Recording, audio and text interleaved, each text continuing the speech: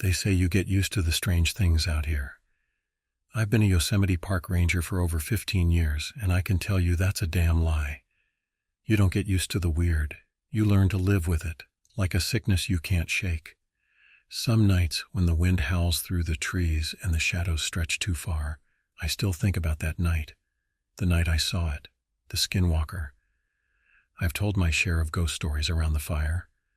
Weird things I've seen, lights in the sky, hikers who vanish, the staircases in the woods. But this one sticks to me like a bad dream. It was real, and I don't think I ever truly got away. It started with a missing hiker. That's how these stories always start. Name was Ethan Parker, mid-30s, experienced enough in the backcountry to know better than to wander off trail, except he had. The last sighting put him somewhere along Blackwood Trail, an old path the locals didn't like talking about. Bad ground, old Jim told me when I mentioned it. Ain't right, Ranger, don't go up there alone. I should have listened. The search lasted 3 days. We found nothing, no sign of a struggle, no tracks leading off trail, just gone. The only weird thing? Coyote tracks. Lots of them. They circled the site where Ethan's tent had been. But here's the part that made my stomach turn. Some of those tracks weren't right. They started as paws, but halfway through the mud they changed, became feet, bare human feet. I told myself there had to be a rational explanation. But that night, alone at my outpost, I had my first real warning. I was reviewing my search logs when I heard it. Crunch, footsteps, right outside my cabin. I grabbed my rifle from its stand and stepped onto the porch. The motion-activated floodlights flickered as if something had just passed through them. My breath came out in white mist. The temperature had dropped fast. Then I saw it, a coyote, big, too big. It stood just beyond the tree line, its fur dark and patchy, ribs pressing through its hide like it hadn't eaten in weeks. But its eyes weren't right. They were human. It just watched me, silent. And then, in a voice that didn't belong to it, it spoke. "Ranger." I raised my rifle instantly, my heart hammering. But when I blinked, the coyote was gone. The woods fell dead silent. No crickets, no wind, nothing. I stood there for a long time, my rifle steady, my pulse pounding in my ears. I don't remember going back inside. I just know I locked every door and window, kept the rifle within reach, and didn't sleep a damn wink. The missing hiker? He was never found. But whatever had taken him, it had found me. And it wasn't done yet. I didn't sleep that night. I sat in my cabin with my rifle propped against the table, revolver on my hip, listening to every creak, every shift of the wind outside. I kept telling myself I was just jumpy, that I'd imagined the voice, that my mind was playing tricks on me. But in the morning the tracks were real. I stepped outside just after dawn, the forest wrapped in mist, and found them, coyote prints circling my cabin. They led from the tree line up to my porch, then veered off into the brush. But halfway through, just like before, the paw prints changed. They turned into bare human feet. I squatted down, tracing my fingers through the indentations in the dirt. Whoever or whatever had stood here had stayed a while, like it was watching me.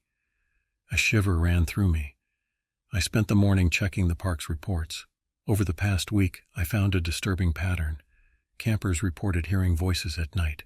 Some swore they heard family members calling them from the woods, even though their families weren't there. Hunters found dead animals, gutted, skinned, but not eaten. More than a dozen, all killed the same way. And then there was the smell. Reports of a rotting stench, like spoiled meat, lingering near campsites before things went wrong. That afternoon, a family staying near Echo Ridge reported something worse. It was like a coyote, but wrong, the father told me, his face pale. It came right up to the fire, just standing there. It didn't act like a normal animal. It just watched us. And then, I asked, it spoke. I felt my stomach drop. It said my wife's name. His voice wavered. It sounded just like me. That was it. I grabbed my rifle and gear and headed out to Echo Ridge. By the time I reached the campsite, the sun was setting, washing the trees in gold and crimson. The family had already packed up and left. Smart. The site was empty, but I could still smell it, that rot. Something had been here, something that didn't belong. Then I saw it. Near the tree line, tangled in the undergrowth, was the half-eaten carcass of a deer. But this wasn't just a predator's kill.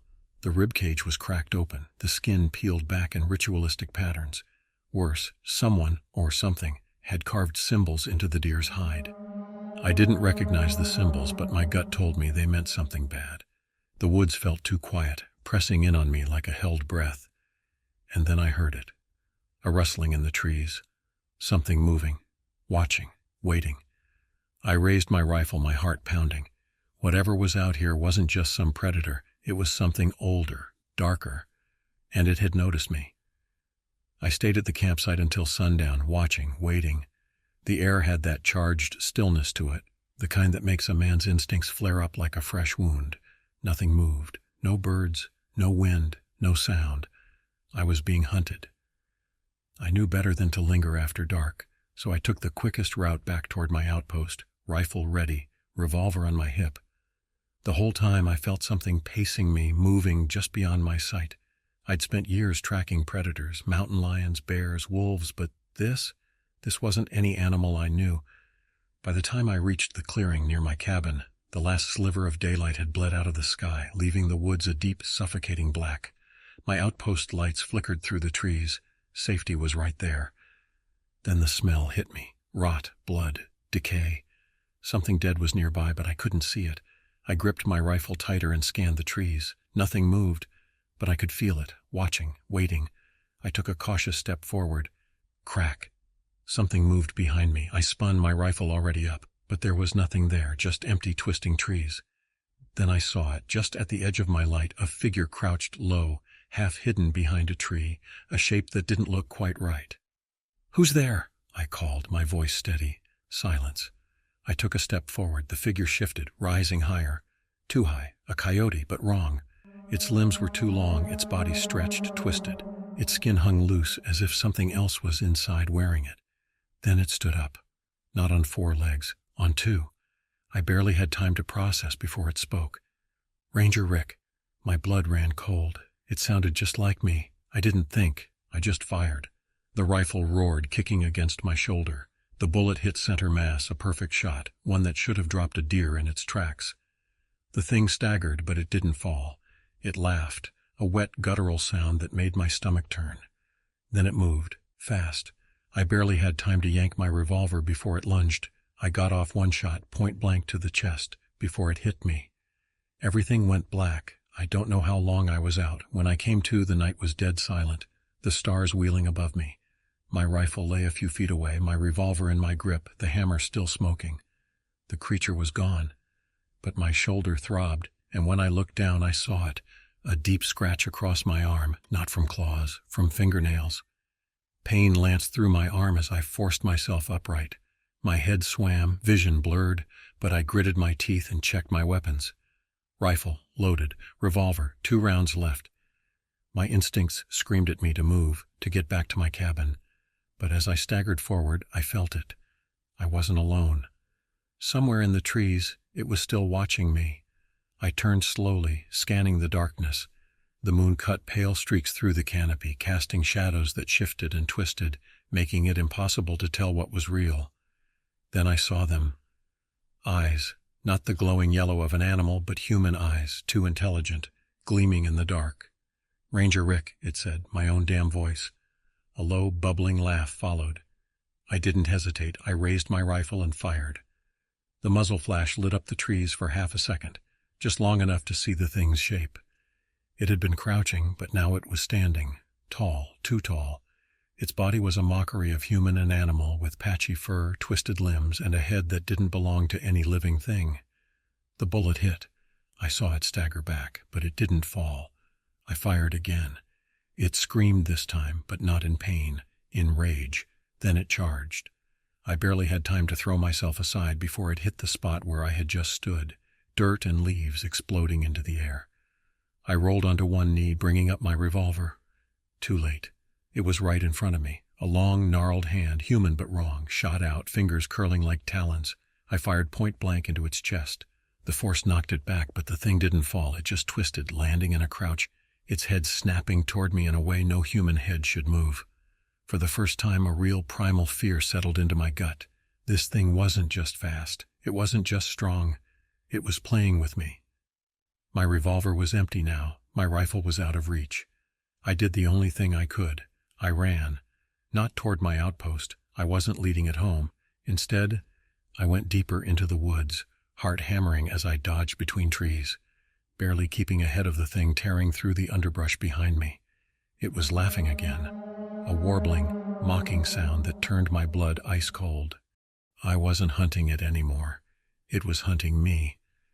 The forest closed in around me, the trees blurring past as I sprinted blindly through the dark.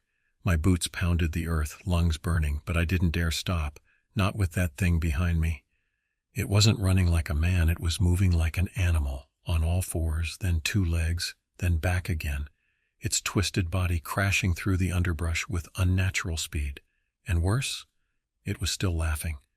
The sound warped and distorted, shifting between my own voice and something else, something ancient and wrong. I ducked under a fallen log, sliding through the mud, and heard it land just behind me, snapping branches like a freight train through the trees. Too damn close. I veered right, spotting a rocky ridge ahead. If I could reach it, I'd have the high ground. I pushed harder, ignoring the pain in my scratched arm, ignoring the weight of my empty revolver. My rifle was still slung over my back, but I needed time to reload, time I didn't have. The ridge was just ahead now, a steep incline that would slow me down. Crash! Something huge slammed into my back, sending me tumbling forward. I hit the ground hard, rolling through the dirt and crashing into a tree. My head spun, pain flaring through my ribs. I barely had time to react before it was on me. Long, bony hands pinned my shoulders, fingers too long, too strong. I finally saw it up close. It wasn't just wearing skin, it was shifting, its face blurring between features, like it couldn't decide what it wanted to be. The worst part? For half a second, it had my face. I snarled and threw my elbow up, catching it in the throat. The thing hissed and reared back just enough for me to wrench free. My hands flew to my rifle, yanking it from the sling. It lunged. I barely got the barrel between us before its teeth snapped shut just inches from my throat. I pulled the trigger. Boom! The shot tore through its chest, knocking it back, but it didn't die. It just twisted, its broken form cracking and shifting as it landed on all fours again. It let out a breath, not a scream, not a growl, but something close to a chuckle. Then it ran. I didn't waste a second. I chambered another round, heart pounding. The thing was fast, darting between trees like a shadow, but I tracked it, my hunter's instincts locking on. I had one chance. I took a breath, aimed ahead of it, and fired. The bullet hit. The thing crashed into the dirt, rolling to a stop. I didn't move, didn't breathe. Was it finally dead? I stepped closer, rifle still raised, and then I saw it. The wound was already closing. I stood there, rifle locked on the thing's chest, my breath ragged. The bullet had hit dead center, but the wound was closing, the flesh knitting itself back together like nothing happened. I had one choice: finish it before it finished me. I took a step closer, finger tightening on the trigger. The thing twitched, its head snapping toward me. Then it bolted, not just running, sprinting on all fours, then two legs, then back again, vanishing into the blackness of the forest. I didn't hesitate. I reloaded, heart hammering, and followed the blood trail. It led me deeper into the woods, the trees growing denser, the air thicker. That rotten smell, the one I'd caught at the campsite, was stronger now, like a carcass left to rot in the sun. Then I saw the cave, a jagged mouth in the hillside, nearly hidden behind a curtain of gnarled roots. The blood trail disappeared inside. I hesitated, my gut screamed at me to turn back. But I'd spent too long dealing with the unexplainable. I had to know. I stepped inside, rifle up, revolver reloaded and ready. The second I crossed the threshold, the air changed, colder, heavier, wrong. The walls were covered in scratches, not from animals but symbols, carvings, older than anything I'd ever seen before. A few feet in, I found a pile of bones, not just animals, human. Some were fresh, too fresh. And then I saw the backpack. It was torn and covered in dried blood, but I could still read the faded name tag on the strap. Ethan Parker, the missing hiker. My stomach twisted. I checked the ground. No body, just the pack, just bones. Something rustled deeper in the cave. I raised my rifle. Then the whisper came. Not a sound, but a feeling crawling through my skull like fingernails on bone. You took my name. I froze. A shape moved in the shadows ahead, too large, too twisted. "I'll take yours." I didn't think. I fired. The muzzle flash lit the cave, and I saw it clearly this time. Its face wasn't its own, it was mine. The bullet slammed into its head, but the thing didn't fall, it just twisted. Its neck snapped sideways, bones popping and reforming as it laughed. Then it charged. I ran out of the cave into the trees, the thing tearing after me, its footsteps changing as it ran. First hooves, then hands, then something else altogether. I barely made it back to the clearing before I tripped, hitting the ground hard. I scrambled up, aiming my rifle. But the woods were empty. The thing was gone. But I knew it wasn't over. It was still out there, and it wasn't done with me yet. I stood there, panting, sweating, my rifle still raised as the woods stretched out silent and empty before me. But I knew it was a lie. The thing was here, hiding in the trees, watching, waiting. I ejected the spent cartridge from my rifle and slammed another round in. My revolver sat heavy on my hip, and I forced myself to slow my breathing, to think like a hunter, because that's what I was now.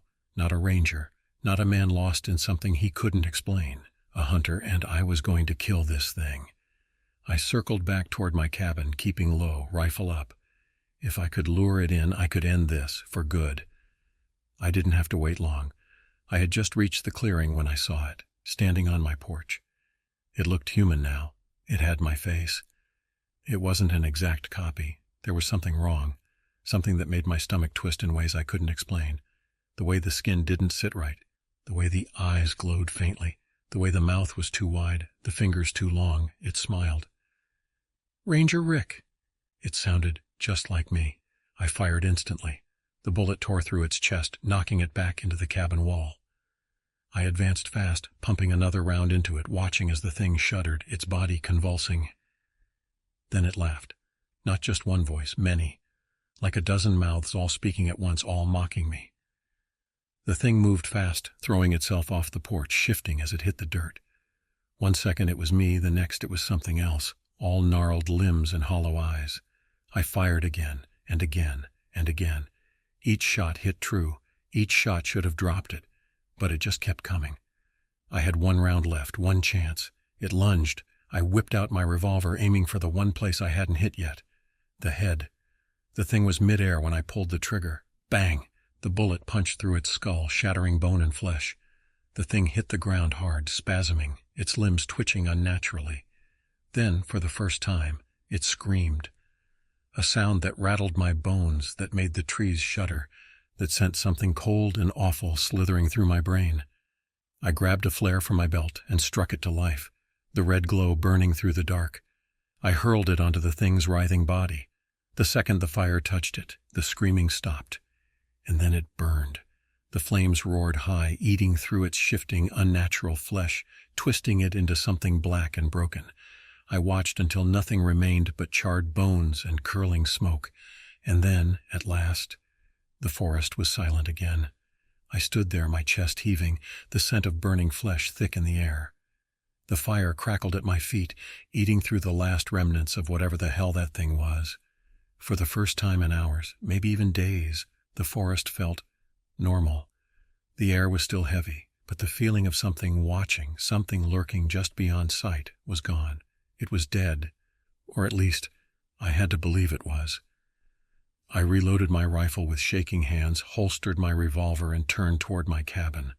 My body ached, my arm still throbbed where the thing had scratched me, but I couldn't stop moving. Not yet. I needed to see the remains, to be sure.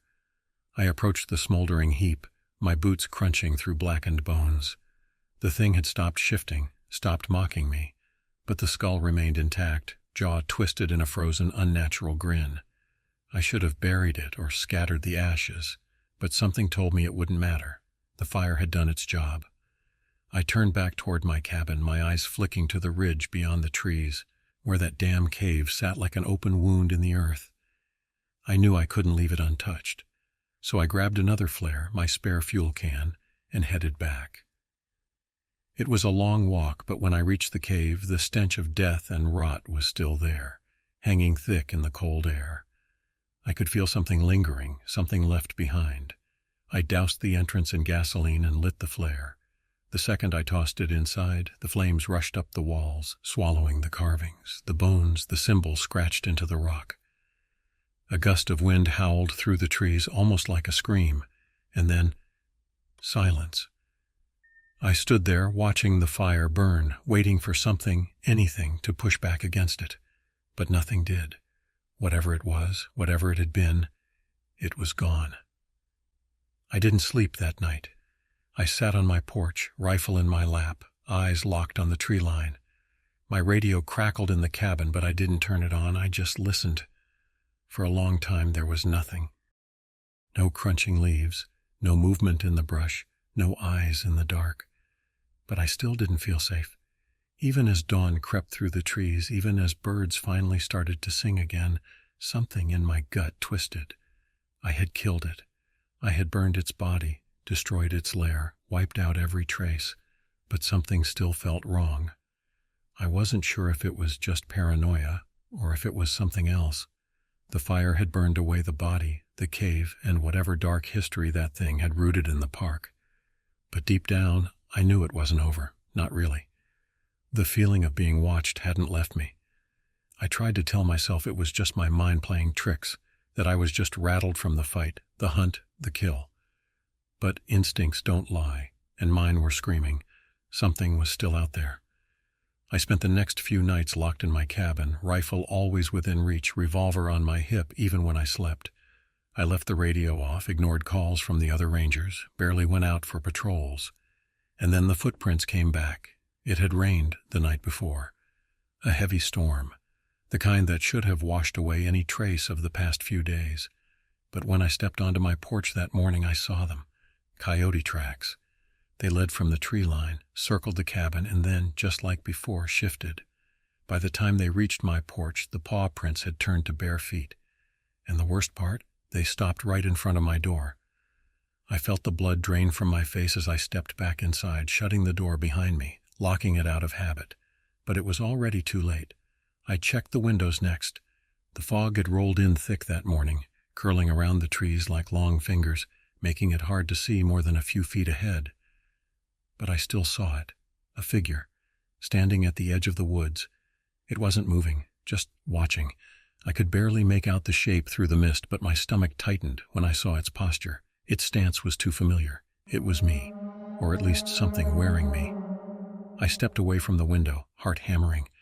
The air in my cabin felt wrong now, thick and heavy, like something was pressing against my chest, against my skull. And then the radio crackled. I had left it off. I knew I had left it off. But now it buzzed with faint static, like something was trying to push through. Then a voice, my voice. Ranger Rick. The sound was warped, like something was pulling it apart, twisting it just enough to make it unreal. The figure at the edge of the woods tilted its head, and then slowly it grinned. A grin that was too wide, too knowing. A grin that told me this wasn't over, not by a long shot. I didn't move, didn't breathe. The thing stood there, just beyond the tree line, watching me. My own face stretched into something too wide, too wrong, grinning like it knew something I didn't. The radio crackled again. Ranger Rick. My stomach twisted. I raised my rifle, but my hands were shaking now, my pulse hammering in my ears. I had burned its body, destroyed its cave, put a bullet through its skull. And yet, it was still here. I took a step back from the window, my mind racing. What did I miss? What did I do wrong? And then I caught my own reflection in the glass, and my blood ran cold. For just a fraction of a second, my eyes flashed yellow. Not brown, not the same tired, bloodshot eyes I had stared into every morning for the past 15 years. Yellow, like a predator's. I staggered back, my breath coming in sharp, ragged gasps. No! My voice came out weak, like I was trying to convince myself. But deep down I knew I hadn't killed it. I had let it in, that scratch, the one on my arm.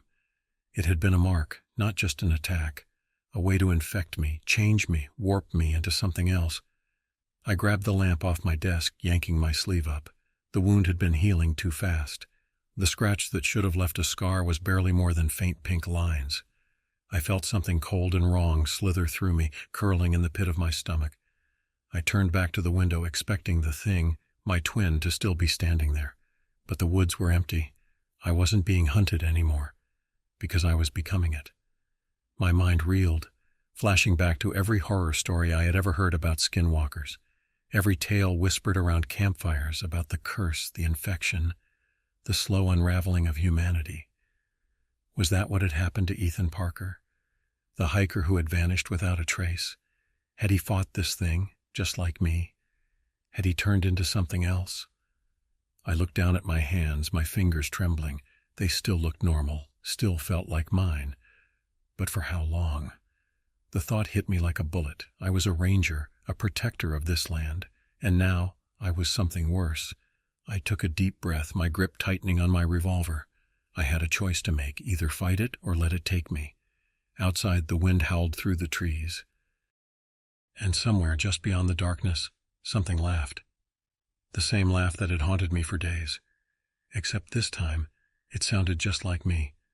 Hey guys, if you like my videos, please like and subscribe to my channel. I would really appreciate it. Thanks.